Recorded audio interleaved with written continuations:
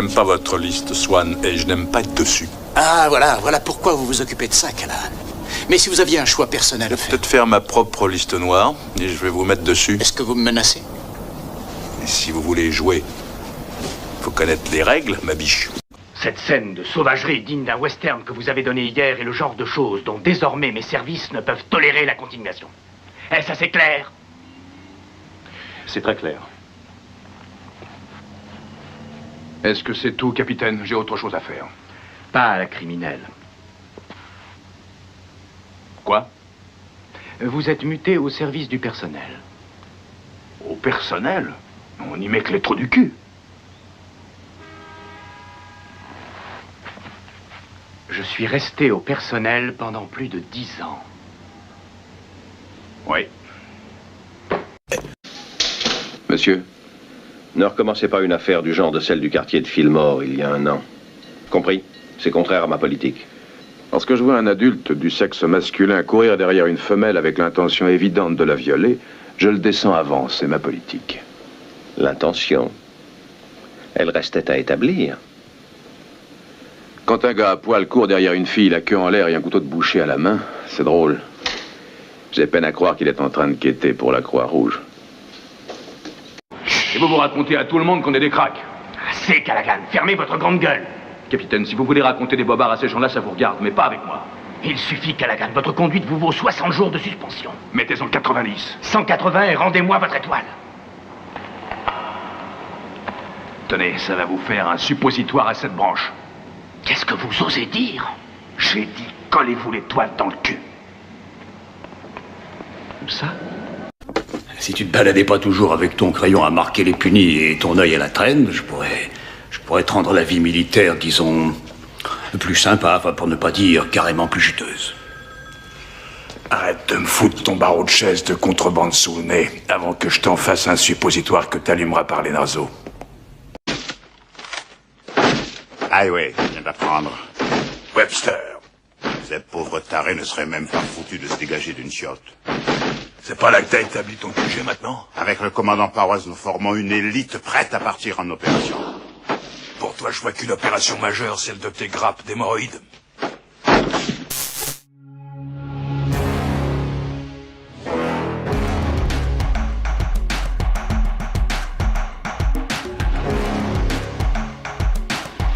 Qu'est-ce que c'est que ce cinéma?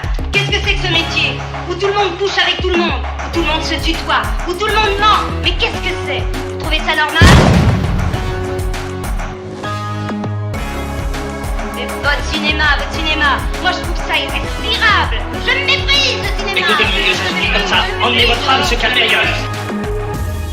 Quand on tire, on raconte pas sa vie.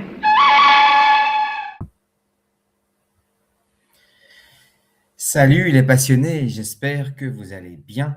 Eh bien, cette petite vidéo, j'aurais aimé la faire le plus tard possible. Concernant Clint Eastwood, alors non, il n'est pas mort, touchons du bois, mais par contre, il aurait cette fois-ci officiellement annoncé sa retraite. Et après, depuis Gran Torino, il n'arrête pas de le faire. Mais là, c'est clairement différent. Tout d'abord parce qu'il y a des petits signes qui montrent que cette fois-ci, c'est la bonne. En effet, Clint Eastwood a fait annoncer par son fils Kyle, alors que d'habitude, il le dit lui-même en interview, voilà, il dit voilà, ce film-là sera le dernier, blablabla. Je n'y ai jamais cru, je n'y croyais jamais, et cette fois-ci, ce petit changement fait que j'y crois. Alors, évidemment, son âge, 96 ans, clairement, il le mérite. C'est la plus belle carrière que j'ai eu à observer. C'est pas pour rien que je l'appelle mon daron, parce que c'est mon plus grand passeur de cinéma.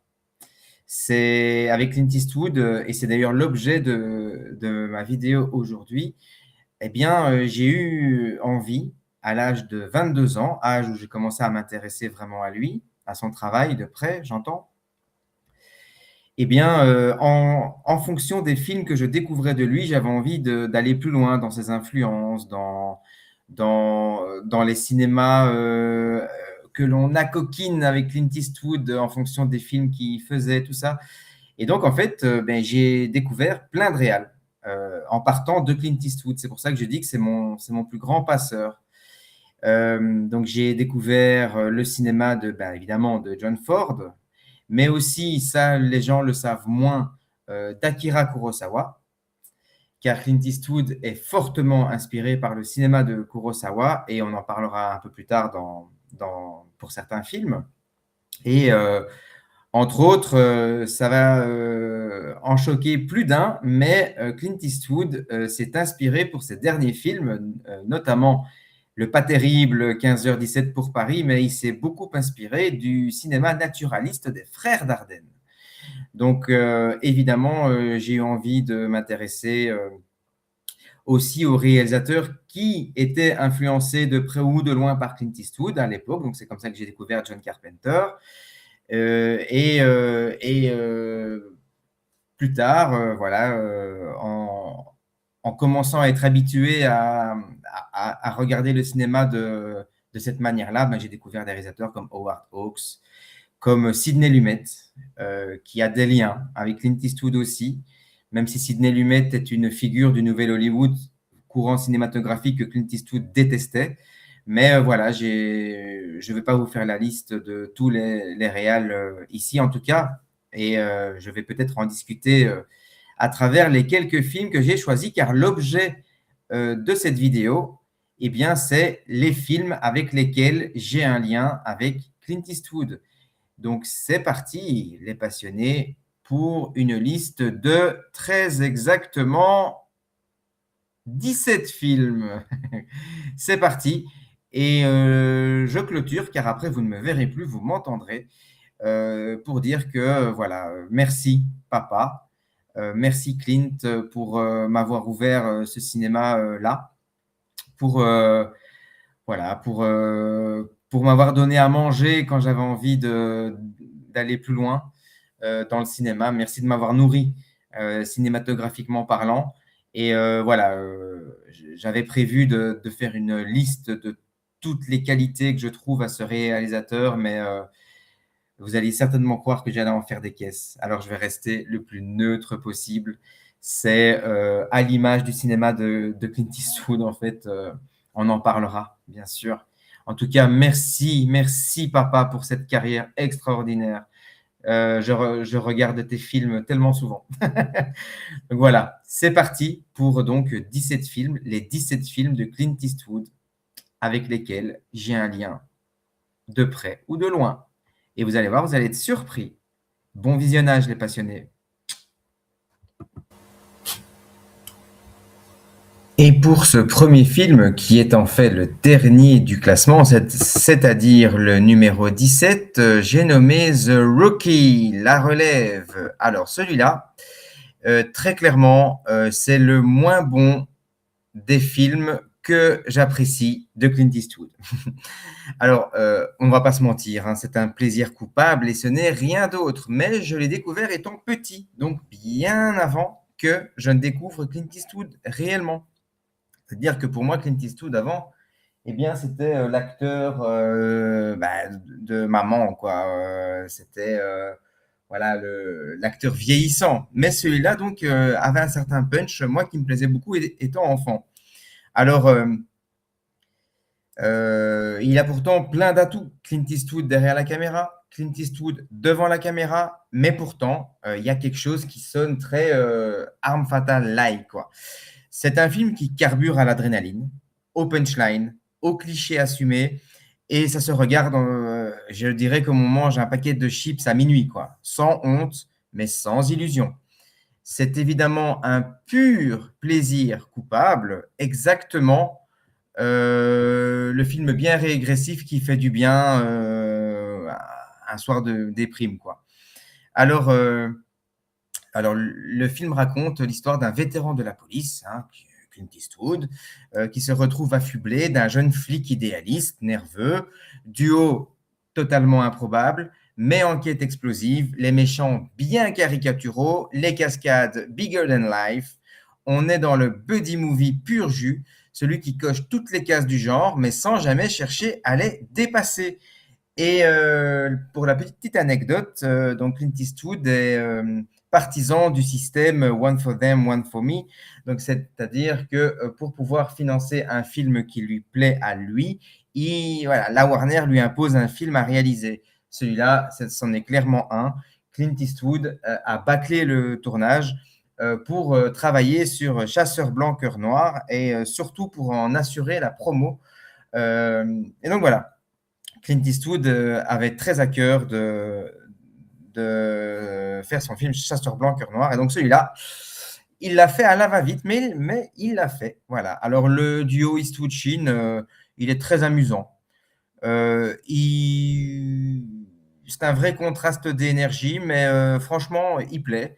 Alors les scènes d'action, elles sont clairement absurdes, mais elles passent. Hein. On est, je vous l'ai dit, hein, dans un arme fatale-like, quoi. Vraiment, le buddy movie sans prétention.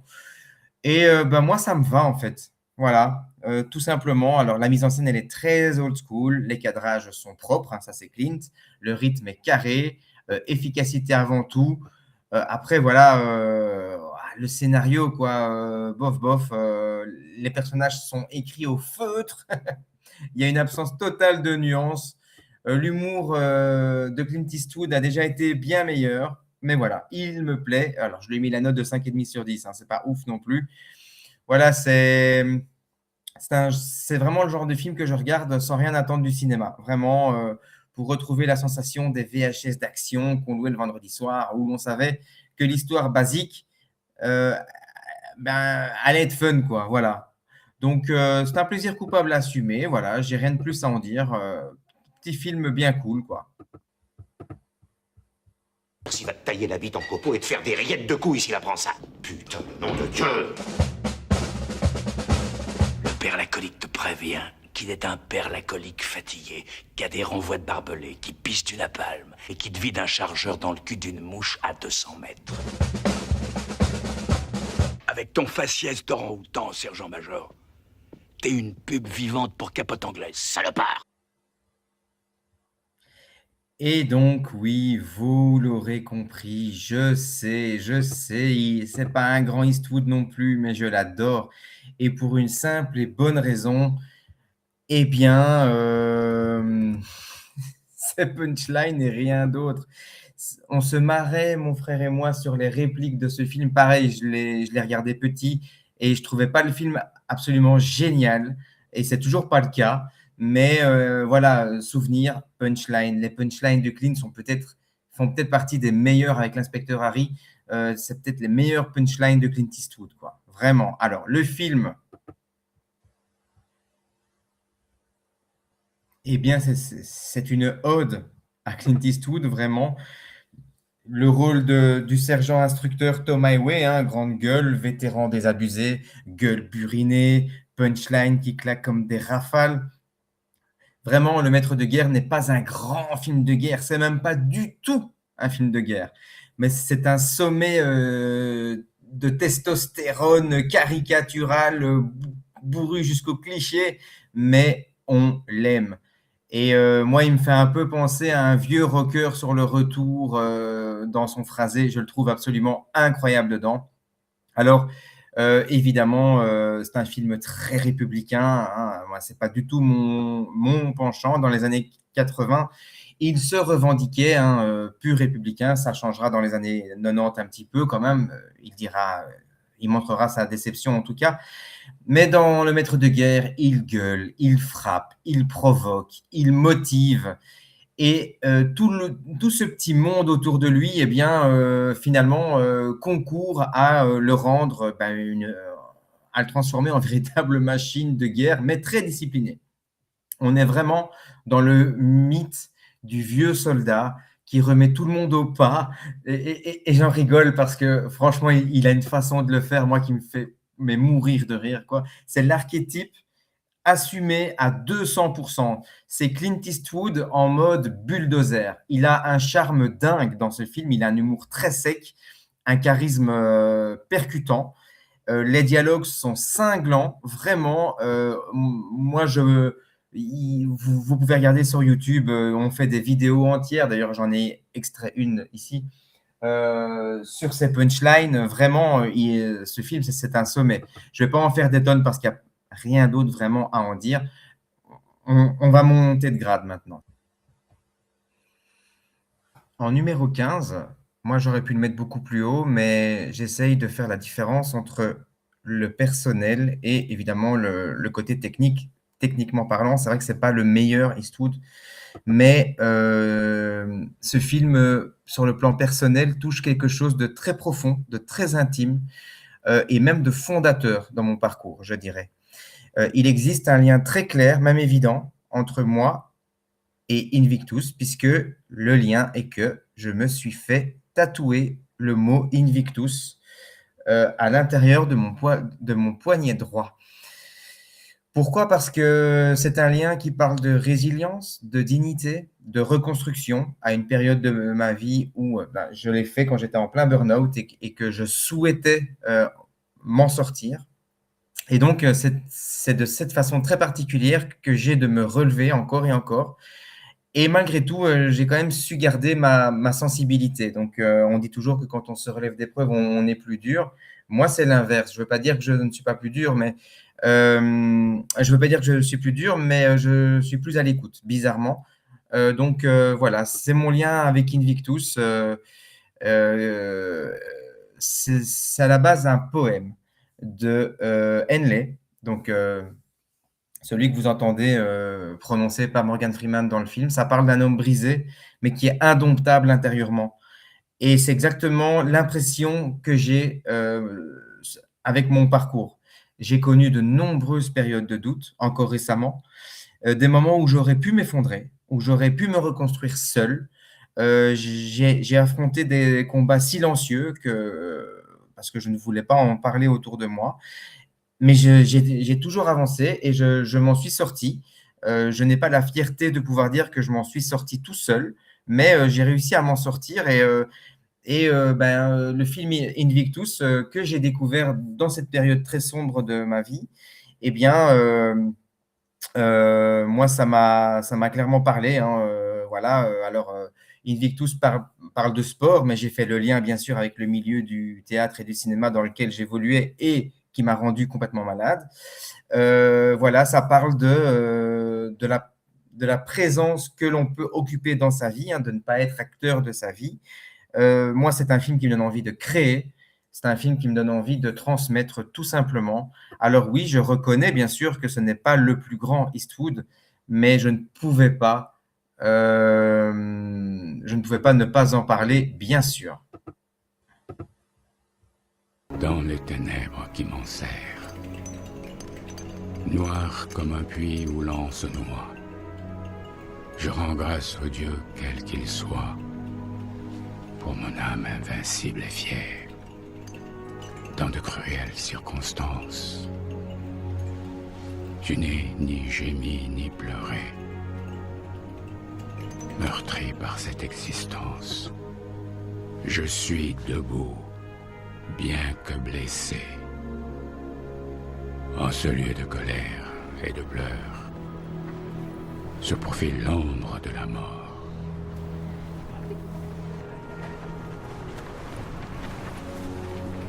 Je ne sais ce que me réserve le sort, mais je suis et je resterai sans peur. Aussi étroit soit le chemin,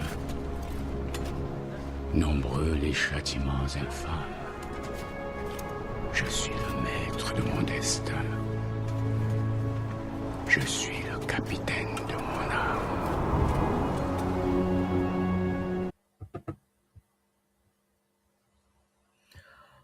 En numéro 14, oui, Chasseur blanc, cœur noir. Pardon, Cinéphage, je sais que tu l'aurais mis beaucoup plus haut, mais moi, c'est un film que j'aime bien. Mais c'est un film hyper personnel de Clint Eastwood, donc il en laissera certains sur le côté. Même, il a laissé pas mal de gens sur le côté. Je n'en fais pas partie, mais c'est vrai que c'est un film étrange, déroutant plutôt, dans la carrière de Clint. Ça s'inspire de l'expérience, clairement, de John Huston, il ne le mentionne pas, mais c'est clairement ça, sur African Queen. Ce film raconte l'histoire d'un réalisateur obsédé non pas par son film, mais par l'idée de tuer un éléphant. Et donc, en fait, on va suivre ce périple pendant tout le film. Et moi, le petit défaut, mais vraiment parce qu'il faut gratter, c'est justement, on ne sait pas en tant que spectateur ce qu'on regarde. Parce que ça parle d'un metteur en scène déjà bien installé, hein, déjà une star, millionnaire, et tout, donc, qui prépare le film, qui parle de film, ça parle cinéma pendant la moitié du film, et puis d'un coup, le tournage devient secondaire. L'Afrique devient un miroir, l'éléphant devient une métaphore de tout ce qu'il refusera d'affronter dans sa vie. Et voilà, donc je crois que c'est un film vraiment pour les Eastwood maniaques. Et voilà, je ne le conseille pas à tout le monde. Mais si vous avez envie de vous renseigner un petit peu sur le travail de Clint Eastwood, ce film-là est une bonne porte. Voilà. Donc, regardez-le si vous êtes intéressé par Clint. Sinon, vous passerez à côté. Je fais vite parce qu'on est déjà à 20 minutes de vidéo. Alors, Honky Tonk Man, eh bien, j'ai un lien aussi particulier avec ce film parce que tout simplement, c'est le film qui m'a fait découvrir l'amour du jazz. J'adore le jazz, mais j'adore le jazz depuis que j'ai découvert Honky Tonk Man. Et donc, j'ai fait comme à chaque fois que je découvre quelque chose que j'adore, c'est-à-dire que je me documente. Et donc, j'en ai bouffé des docus, j'en ai écouté des albums, vinyle, Internet, peu importe, du moment que ça passait dans mes oreilles. Et donc, ça, je le dois à Honky Tonk Man. Et j'avoue que le jazz est une musique qui me met dans une certaine ambiance de création et surtout qui me met bien, tout simplement. Mais qu'est-ce que c'est Honky Tonk Man? C'est pas le plus connu des films de Clint Eastwood. Je fais un gros bisou à Jude Melon parce que je sais qu'il adore ce film. Honky Tonk Man est l'un des films les plus tendres, les plus vulnérables et les plus discrets de Clint Eastwood. C'est un film qui ne va jamais chercher l'esbrouf, comme il a pu faire à d'autres moments. C'est un film qui avance à pas feutrés, porté par une mélancolie douce et une grande humanité, alors qu'à l'époque, je le rappelle, Clint Eastwood était catalogué réalisateur réac. Et donc, avec ce film, eh bien, on découvre une facette de lui qu'on ne soupçonnait pas. Alors, clairement, ce n'est pas un Eastwood spectaculaire, c'est un Eastwood intime, même pudique. C'est un film précieux pour moi et précieux même pour d'autres. Je cite notamment Bertrand Tavernier, pour qui c'était un de ses films préférés. Alors, Eastwood joue le rôle de Red Stovall. Donc, c'est un chanteur de country talentueux mais mourant. Il est rongé par la tuberculose et il part sur les routes, un dernier road trip avant de mourir avec son neveu et il veut tenter une dernière chance, c'est enregistrer un disque à Nashville. Alors, c'est un road movie initiatique où la musique, la maladie et déjà à cette époque-là, la transmission se mêlent dans un équilibre très fragile. Hein. Donc, ça parle de la fin d'un rêve, ça parle de la transmission entre générations, ça parle de la dignité dans la déchéance et surtout, ce que Clint Eastwood adore, les perdants magnifiques. C'est un tableau sur que des perdants. Et il le fera plus tard encore avec moi, pour moi, beaucoup moins bien. D'ailleurs, il n'est pas dans ma liste, mais avec Bronco Billy. Alors, la relation avec son fils qui joue le rôle de son neveu dans le film est très tendre, très drôle. Son jeu à Eastwood, ben, on l'avait jamais vu comme ça. Vulnérable, fatigué, lumineux en même temps. Donc voilà, c'est un Eastwood que je vous conseille, voilà, chaleureusement. Vraiment, allez-y, quoi. Mais je vous préviens, c'est très particulier. En numéro 12, il s'agit du tout premier film de Clint Eastwood, Un frisson dans la nuit. Alors, c'est un film qui est brut. Je n'ai pas d'autre mot. Il est nerveux. Alors, il est parfois maladroit, j'en ai déjà parlé en live, mais il a une énergie folle, je trouve, ce film. C'est un thriller psychologique qui annonce déjà ce que deviendra Eastwood plus tard. Un cinéaste du doute, du face-à-face moral et surtout de la zone grise. Je rappelle qu'avec Clint Eastwood, rien n'est tout blanc ou tout noir. Donc, c'est la note. Voilà. Moi, je lui ai mis la note de 3,5 sur 5. Voilà, c'est un film qui n'est pas parfait, mais c'est un film, par contre, qui marque. Moi, je me rappelle encore quand je l'ai découvert. Donc, je l'ai déjà dit en live aussi, je vais éviter de trop en parler, mais en fait, moi, quand j'ai découvert le film qui me fera aimer Eastwood, eh bien, j'ai eu envie de regarder tous les films qu'il réalisera, mais dans l'ordre chronologique. Donc voilà. Je me rappelle encore de l'effet que m'avait fait Un frisson dans la nuit. C'est l'histoire de Dave, un animateur radio, qui attire l'attention d'une fan, Evelyn, qui lui demande régulièrement de passer la chanson, d'où le titre original, Play Misty for Me. Et puis voilà, arrive ce qui arrive une nuit, ils couchent ensemble, et Evelyn décide que c'est une relation, et Dave estime que c'est une histoire d'un soir. Et le film bascule dans une spirale de violence, de harcèlement. C'est un thriller intime, presque domestique, où la menace vient de la proximité. Et pour moi, la meilleure actrice du film, Jessica Walter, regardez-la, elle est incroyable, elle est terrifiante, elle fait peur. Et elle préfigurera ce que fera Glenn Close dans Liaison fatale. C'est une performance qui porte le film, vraiment. Mais par contre, la mise en scène, oui, malgré quelques maladresses, est une mise en scène très nerveuse. Et pourtant, dans sa nervosité, eh bien, Eastwood est déjà très, très redoutable dans sa simplicité. Et puis, retenez surtout l'ambiance Californie des 70s, quoi. Plage, bar, jazz, un décor doux pour une histoire toxique. Franchement, c'est pas un chef-d'œuvre, mais c'est pour moi une idée de génie. Le film prend son temps et puis d'un coup serre l'étau sans prévenir. Vraiment, il y a quelques longueurs, mais franchement, ça passe. Le rythme est très inégal, comme je l'ai dit, mais c'est typique d'un premier film en fin de compte. Donc voilà, Don Siegel fait le passage de flambeau dans une scène assez sympa. Un final un peu attendu, mais malgré tout efficace dans son attente. Voilà, c'est bourré d'imperfections, mais franchement, c'est hyper mignon. C'est un thriller, donc c'est pas un film mignon, mais il reste très mignon, quoi, dans sa démarche. Ce film me touche parce qu'il parle de la frontière fragile entre admiration et obsession, entre désir et emprise. Voilà, Eastwood y explore déjà un thème qu'il revisitera toute sa carrière. Que se passe-t-il quand un individu perd le contrôle de ce qu'il a voulu? Et donc, dans ce film, la tension est très humaine. La peur de blesser, la peur d'être piégé, la peur d'être responsable malgré soi. Franchement, tout ça est incarné dans cette relation qui est celle de Dave et Evelyn, quoi. Donc, foncez, évidemment, foncez. Alors, je perds le fil, je ne sais plus quel numéro c'est celui-là. Ah oui, numéro 11. Écoutez, je vais passer très vite. Voilà, L'homme des hautes plaines, ce n'est pas un western classique. C'est un véritable cauchemar. C'est un conte moral tordu, ou un film où Clint joue un étranger qui ressemble autant à un homme qu'à un fantôme. Et alors, si vous le regardez en VO et si vous le regardez en VF, il y a un changement tellement énorme qu'en fait, même le personnage que joue Clint n'est pas le même. Donc, en fait, dans la VO, on sous-entend qu'il est un fantôme. Enfin, il sous-entend. Et dans la VF, Clint sous-entend qu'il est le frère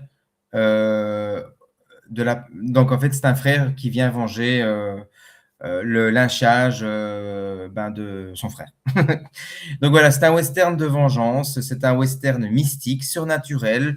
Il est audacieux, dérangeant. J'imagine qu'à l'époque, il devait vraiment foutre les nerfs. Alors, l'histoire en 2 mots, c'est un étranger qui arrive dans une petite ville minière rongée par la lâcheté, car les habitants, tellement qu'ils ont été terrorisés par 3 bandits qui reviennent se venger, supplient cet homme mystérieux de les protéger. Alors, bien sûr, ils ont été lâches dans leur peur, donc ils ont laissé cet homme se faire agresser, laissé pour mort. Alors, du coup, Clint, par vengeance, accepte, mais selon ses conditions, bien sûr. Et ces conditions ressemblent moins à une défense qu'à une punition, finalement.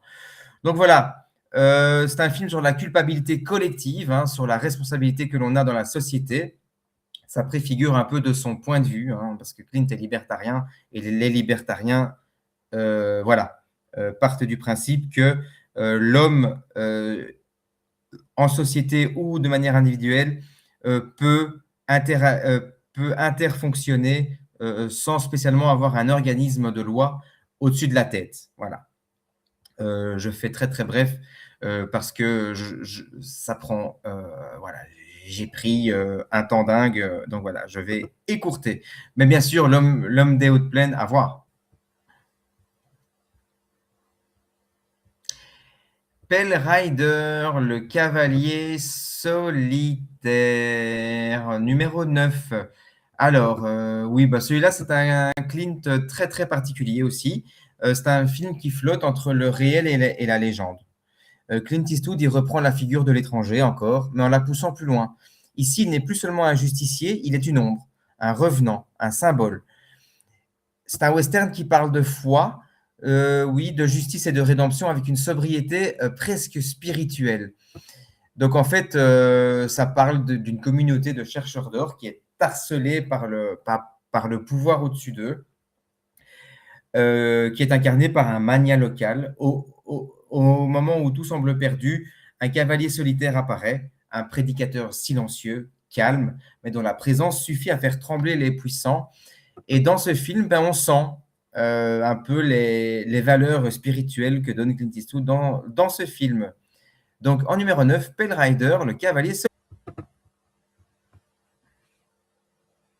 En numéro 8, et parce que c'est un film qui, pour moi, est un bonbon, parce que je le trouve très mignon, Space Cowboys, voilà, c'est un pur kiff de voir 4 légendes du cinéma partir sur la Lune. C'est un film qui mélange humour, mélancolie, camaraderie et un vrai goût pour l'aventure, vraiment. Alors, clairement, hein, on n'est pas du tout dans le chef-d'œuvre, mais voilà, franchement, ça fait plaisir de voir ces petits vieux voilà, qui veulent en découdre avec la jeune génération. Il y a un peu de l'ordre du passage de relais. Franchement, c'est hyper adorable. Le scénario, ben voilà. Hein. Donc, le gouvernement, enfin, la NASA et le gouvernement décident de rappeler 4 anciennes légendes de l'aéronautique pour aller sur la Lune et de manière dégueulasse, on va dire que le gouvernement se dit que si on perd ces 4-là, c'est pas tellement grave et voilà, dans la caisse de retraite, ça fera des économies en gros. Donc voilà, c'est un film qui montre bien le point de vue qu'a Clint Eastwood envers les pouvoirs organisateurs au-dessus des gens. Encore une fois, le côté libertarien, mais là, c'est filmé avec beaucoup de fun. En numéro 8, donc Space Cowboys. En numéro 7, on ne va pas passer par 4 chemins. Le meilleur film d'Angelina Jolie et ses persos, peut-être le seul bon film d'Angelina Jolie. Mais par rapport à Clint, c'est l'un des films les plus sobres, mais aussi les plus douloureux de Clint Eastwood. C'est un récit qui est inspiré de faits réels, porté par une Angelina Jolie franchement exceptionnelle. Vraiment, je ne l'aime pas, mais dans ce film, elle est exceptionnelle. La mise en scène de Clint refuse tout sensationnalisme, et ça, c'est bien, pour laisser la vérité qui est elle-même déjà brute, injuste et complètement implacable. Et c'est cette vérité qui va prendre toute la place. Je lui ai mis la note de 3,8 sur 5. C'est la note d'un film solide, en fait. Poignant, parfois éprouvant, mais d'une justesse rare. Alors, c'est le personnage de Christine qui est une mère célibataire dans les années 50, ce qui est très mal vu. Et son fils disparaît. Et quand la police lui ramène son enfant, en fait, ce n'est pas le sien. Mais pour éviter un scandale, les autorités l'obligent à accepter le mensonge. Et donc, commence alors un combat déchirant. Encore une fois, ce que Clint fait très bien, hein, une personne isolée face à un groupe d'individus contre elle. Et donc, c'est un film qui traite de l'injustice, qui parle encore une fois du pouvoir organisateur, du pouvoir de la société sur une personne. Encore une fois, le libertarien en Clint s'exprime. Et puis surtout, c'est un film qui parle du patriarcat et de la violence psychologique d'un système qui préfère briser une femme plutôt que d'admettre son erreur. Et aujourd'hui, c'est très parlant. C'est un film qui est encore malheureusement à la mode aujourd'hui. C'est un vrai drame judiciaire, mais c'est surtout pour moi un film sur la résilience. Je l'ai dit, mais je vais le redire. Angie, elle est habitée du début à la fin. La mise en scène de Clint, élégante, retenue, sans aucun pathos. Et alors, la reconstitution du Los Angeles des années 20, pardon, tout à l'heure, j'ai dit 40, non, des années 20. On y est, on y croit complètement, quoi. Ce que plus tard, Clint ratera, je trouve, dans J. Edgar, qui ne fait pas partie de ma liste non plus. Et la critique sociale, c'est exactement ce que Clint critiquera dans presque tous ses films. Les institutions corrompues, la misogynie, l'abus de pouvoir. Et puis, quelle tension, ce film, il est incroyable. Le crescendo est maîtrisé. Et puis, il n'y a pas d'artifice et ça donne de la lourdeur au récit, quoi. Et voilà, il n'y a pas grand-chose pour moi qui coince dans ce film, si ce n'est que peut-être le personnage de John Malkovich aurait gagné à être moins manichéen, par exemple. Et alors, le film aurait gagné à aller un petit peu plus quand même dans la chaleur humaine, quoi. C'est vraiment froid de bout en bout, mais c'est vraiment parce que je chipote, hein. Mais moi, ça me bouleverse de voir cette mère seule contre tous, avec la force d'un bonhomme, quoi. Et moi, ça me touche énormément. Le personnage de Christine n'est pas une héroïne hollywoodienne telle qu'on peut la voir aujourd'hui. Et Eastwood filme cette résistance avec une pudeur immense, quoi.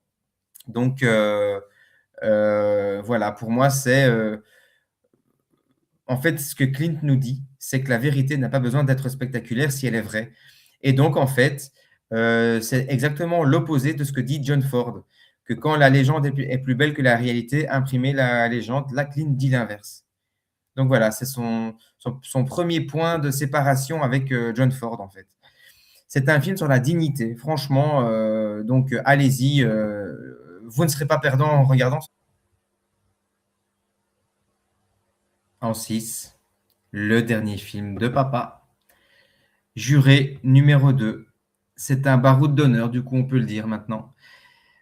Et je le regrette, parce que j'aimerais encore voir tellement de films de Clint. Mais bon, voilà. Il terminera sa carrière avec Juré numéro 2. Et il prouve qu'à 94 ans à l'époque, il est toujours capable de débattre autour de la moralité, en fait, avec une efficacité redoutable. Clint, c'est vraiment, pour moi, c'est le plus grand raconteur d'histoire du cinéma hollywoodien, vraiment. Il sait raconter une histoire avec une telle clarté et en même temps une humanité et il bascule dans les zones grises, il évite tout jugement, mais il met quand même le spectateur face à un questionnement très difficile. Pour moi, avec ce film, Clint n'a jamais cherché à impressionner. Non, au contraire, il respire avec ce film, il questionne, il laisse une trace aussi, clairement. Moi, je n'ai vu ce film qu'une seule fois, mais j'ai vraiment envie de le redécouvrir encore là maintenant, quoi. Alors, c'est l'histoire d'un juré qui découvre qu'il pourrait être lié, sans le savoir, au crime qu'il est censé juger. Et ce film est un vertige, parce qu'il nous met face à la responsabilité de se poser la question, et moi, je ferais quoi dans ces cas-là? Parce qu'évidemment, il place le personnage joué par Nicolas Hoult dans une situation où il se sent presque obligé de mentir, parce que sa femme est sur le point d'accoucher. Et donc, jusqu'où est-on capable, jusqu'où peut-on garder sa vérité pour soi, en fait? Et à partir de quel moment le mensonge devient quelque chose d'entendable ou non? Pour moi, on n'est pas dans un chef-d'œuvre de cinéma, mais on est dans un chef-d'œuvre de réflexion. Et puis, La mécanique implacable du procès, qui est une référence évidente aux 12 hommes en colère, c'est sûr. Donc, c'est un petit thriller, tout doux, mais c'est un thriller moral, en fait. Et la tension ne vient pas des rebondissements, ça vient vraiment du dilemme du personnage. Et son dilemme, moi, il m'a hanté. Je me suis vraiment posé encore longtemps après la question, mais moi, je me place où là-dedans, quoi? Donc, c'est un film puissant, universel. La mise en scène est toujours très épurée chez Clint. C'est d'une beauté à couper le souffle. Et moi, j'ai été happé pendant tout le film. Moi, c'est juste le dernier plan, moi, qui m'a sorti du film. Mais sinon, voilà, tout le reste, la direction d'acteur, elle est juste retenue. La tension dans le film c'est un étau qui se resserre à chaque minute. C'est incroyable. La dimension humaine, Eastwood filme la fragilité avec respect. C'est ouf. Et voilà, vraiment, s'il faut gratter, je dirais, allez, le film est un petit peu trop sage. Le film, peut-être, est le miroir d'un homme de passer 90 piges, en fait. Voilà, on lui pardonne tellement ce petit défaut-là. Alors oui, le film lorgne beaucoup sur les 12 hommes en colère, même dans sa façon d'être mise en scène. Mais c'est un dernier acte, voilà. Il y a des moments où ça manque de souffle, mais est-ce qu'on peut vraiment en vouloir à papa, quoi? Franchement, le film est hyper cohérent. Ses limites n'écrasent jamais le film. Elles font partie de sa sobriété qui ont fait sa légende. Et moi, ce film, il résonne tout particulièrement parce que voilà, je me mets à la place de ce papa et je me pose encore la question, est-ce que je serais capable de faire accuser un homme à ma place juste parce que j'ai un avenir à assurer, quoi? Donc, je brise l'avenir d'un homme pour assurer le mien. C'est vertigineux comme questionnement, vraiment. Le personnage n'est pas un héros. C'est un homme ordinaire qui est confronté à une vérité qui le dépasse. Et puis pour moi, oui, voilà, Clint nous dit que la conscience est un juge plus sévère que n'importe quel tribunal. Vraiment. Et donc, le film est grave, mais c'est surtout une douceur grave, une lucidité implacable. Encore une fois, j'utilise beaucoup de mots implacables pour parler de ce film. Non, mais c'est un drame moral tendu, humain, parfaitement maîtrisé. Moi, je lui ai mis la note de 4 sur 5. Voilà. Un Eastwood tardif, mais très habité. En 6, autant pour moi, je fais comme d'habitude. Je me plante dans les numéros parce qu'en fait, je suis tellement dans ce que je dis que j'oublie le chiffre. Donc voilà. Là, on est en 6 avec Breezy. Alors, je ne vais pas trop en parler parce que je vous invite à aller sur la page de mon ami Jude Melon, chez qui j'ai été tenir un entretien où je parle de ce film, où il me fait l'immense amitié de parler de ce film. Et puis comme ça me fait gagner un peu de temps aussi.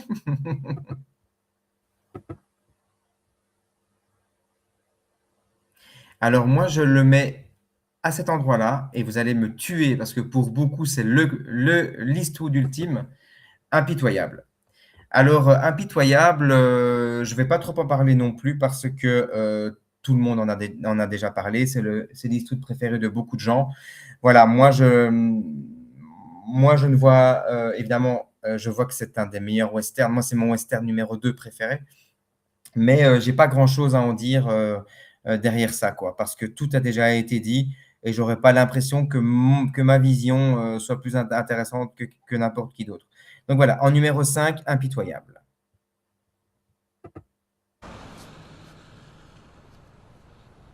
Vous avez remarqué comme parfois on peut tomber sur le genre de personne qu'il vaut mieux pas faire chier? C'est moi. Et oui, en 4 et pas plus haut, Gran Torino, parce que je reconnais que c'est un immense Eastwood, mais aujourd'hui, j'ai essayé de le relancer il y a quelques temps, là, et j'ai plus tellement envie de le revoir spécialement. Il n'empêche que je peux reconnaître que le film, moi, quand je l'ai découvert, il m'a frappé droit au cœur. Vraiment. Clint Eastwood, il incarne l'un de ses personnages les plus marquants, vraiment. C'est Walt Kowalski, vétéran raciste, fatigué, cassé par la vie, qui va pourtant retrouver une forme de grâce au contact de ceux qu'il méprisait. Et donc, voilà, c'est un film clairement qui fait réfléchir Eastwood sur le sens de sa vie, vraiment, sur ce qu'il peut transmettre à la génération suivante, ce qu'il peut transmettre à ses enfants, à sa famille, à son public. C'est un film aussi qui parle des erreurs que peut-être lui a faites dans sa carrière et qui regrette peut-être potentiellement. Mais c'est aussi un film qui est baigné par une certaine violence qui gangrène, et qui va finir par exploser à la fin du film. Et puis, c'est un film sur la possibilité de réparer aussi. Alors, Clint fait ce qu'il fera beaucoup, joue un personnage qui jouera beaucoup dans sa carrière. Le rugueux, drôle malgré lui, mais malgré tout bouleversant au final. Voilà, c'est pas le Eastwood qu'on va redécouvrir absolument. Mais voilà, ça reste un film très juste avec un final, peut-être un de ses meilleurs finaux, vraiment. Mais voilà, clairement, on sent que les acteurs autour sont quasiment des amateurs, ça se voit. En tout cas, moi, je le ressens.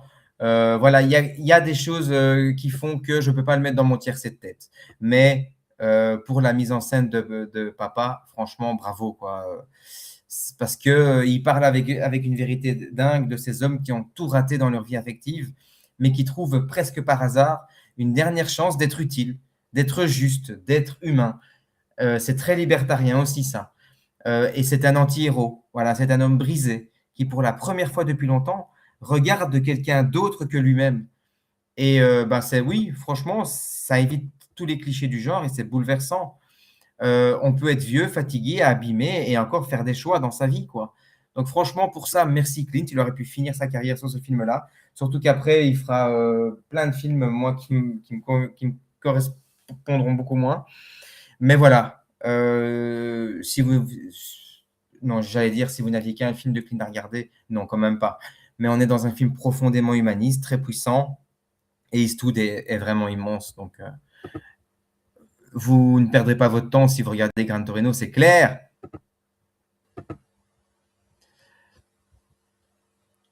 Alors, le film suivant, il entre dans mon tiercé, hein, et je ne vais pas en parler des heures parce que j'en ai parlé longuement sur la chaîne de notre regrettée Peggy Slam. Donc, elle m'avait fait l'honneur de venir parler de ce film chez elle. J'avais dit qu'il était dans mon tiercé. Voilà. Donc, si vous avez envie d'entendre une critique qui prend son temps, eh bien, allez sur Le Rayon Décalé, tapez Un Monde Parfait. Et voilà, ça aura été mon dernier échange avec Peggy avant qu'elle n'aille vers un monde beaucoup moins pourri que celui dans lequel nous vivons. Une pensée pour toi, Peggy, et je t'embrasse très, très fort de là-haut. Donne-moi des nouvelles. Je t'embrasse. Alors, c'est parti pour le numéro 2. Alors, le numéro 2, c'est pareil. C'est le numéro 1 de beaucoup de personnes. À l'époque, une pièce avait été adaptée. J'avais été le voir avec mon épouse. Et la pièce est d'un tel navet, mais le film est un tel chef-d'œuvre.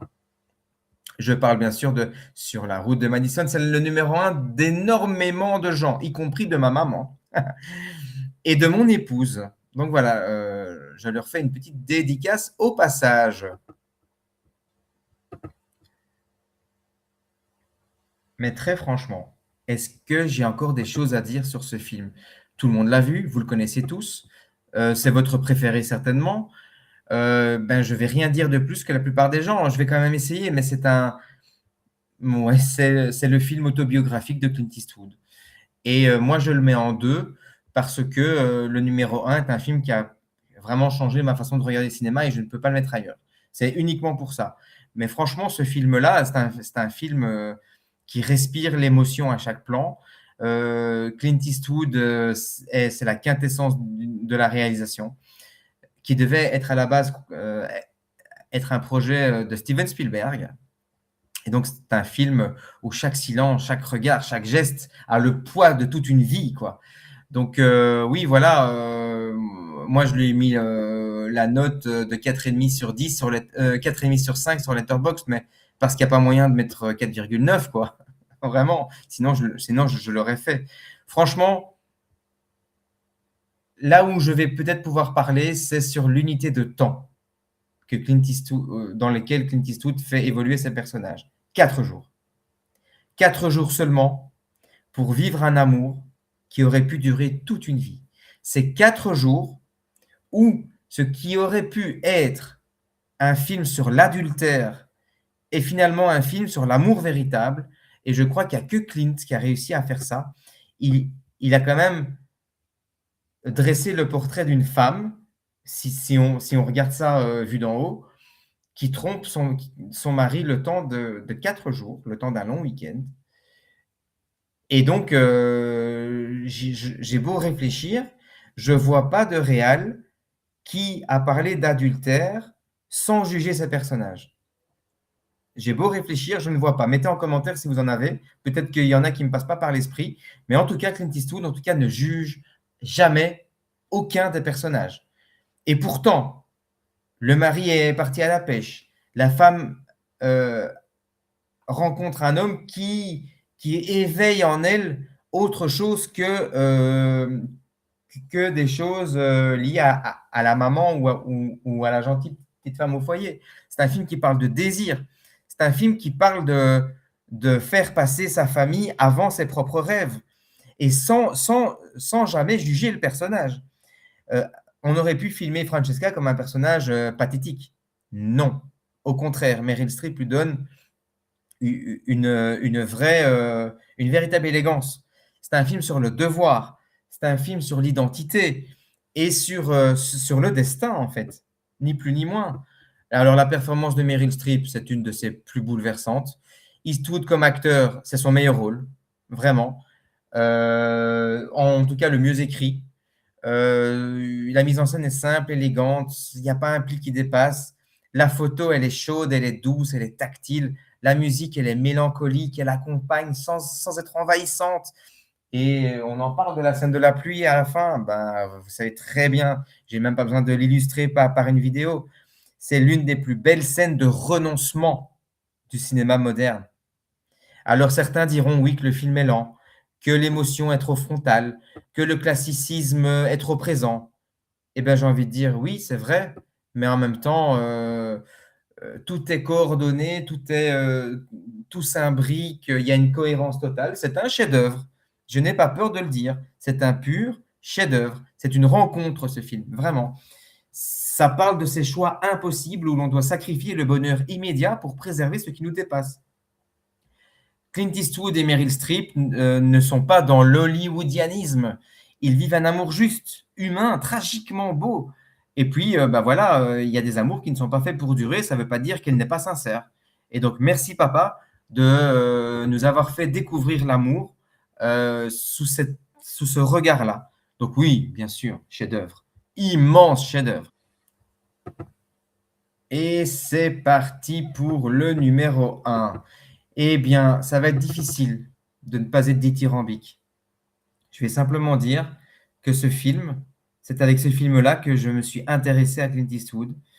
C'est avec ce film-là que j'ai regardé le cinéma autrement, vraiment. Il y a eu un avant et un après, je cite, $1 Million Baby, bien sûr, vous me connaissez, j'en parle tellement.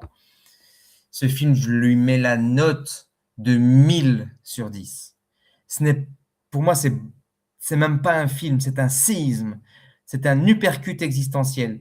C'est un truc qui me traverse comme si Eastwood avait posé sa caméra sur mon sternum pour filmer mon âme en gros plan, quoi. Vraiment, il y a un truc, c'est mon Eastwood préféré parce que c'est pas qu'un film, quoi. C'est une blessure, c'est une prière, c'est une renaissance, c'est un adieu, un serment, un cri, un silence. C'est tellement tout ça en même temps.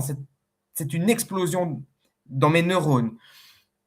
Pour moi, c'est Clint Eastwood qui me dit, écoute, tu crois que tu connais le cinéma, tu ne connais encore rien. Et tu crois que tu connais la vie, tu ne connais encore rien non plus. Voilà ce que c'est que la vie. Voilà ce que c'est d'aimer. Voilà ce que c'est que de perdre. Et moi, quand j'ai découvert $1 Million Baby, j'étais dans une phase très égocentrique, où effectivement, je croyais déjà tout connaître de la vie à 22 ans. J'avais déjà l'ambition de monter mon atelier, mais j'avais encore rien appris. Enfin, voilà, j'ai monté mon atelier à 31 ans, mais je me sentais déjà prêt à 22. Mais j'aurais fait une erreur monumentale parce que entre 22 et 31 ans, j'ai tellement appris. Et j'ai tellement appris sur le cinéma aussi que voilà, cette leçon d'humilité, je l'ai prise comme un uppercut et c'est Clint qui me l'a donné, quoi.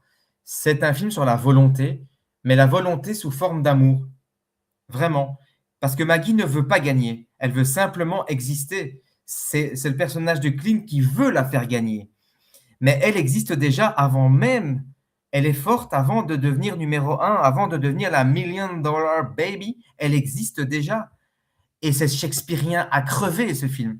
Parce que quand elle est au sommet, évidemment, la tragédie frappe.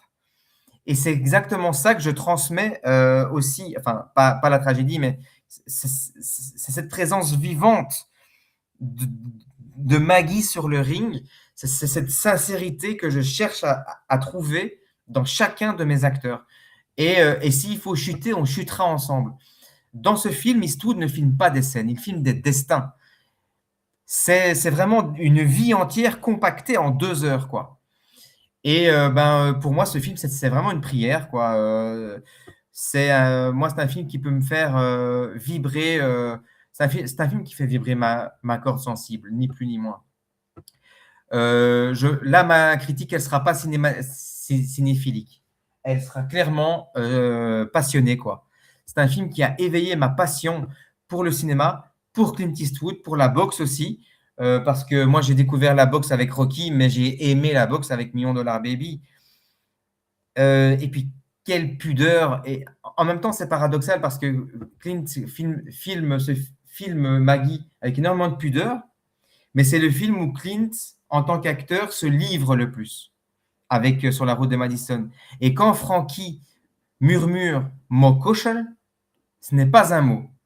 C'est vraiment une vie entière qui se dessine, quoi. On le voit, c'est la relation père-fille non dite qui se joue devant nous, quoi. Et moi, ce film, c'est simplement un chef-d'œuvre incroyable. Et je connais des gens, ils sont peu, mais je connais des gens qui n'aiment pas ce film.